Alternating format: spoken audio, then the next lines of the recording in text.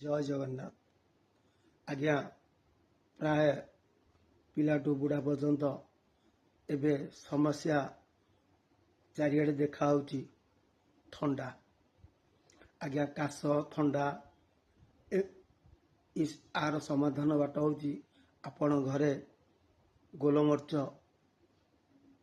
लवंग तुलसी पत्र अदा एवं तेजपत्र आकु नेकी फुटांतु चाहा भलिया करंतु एवं जदि होची गुड़ टिके लुण भी टिके पकई पारंती टेस्ट पाई आपण आकु सेवन करंतु सुस्थ रहिबे।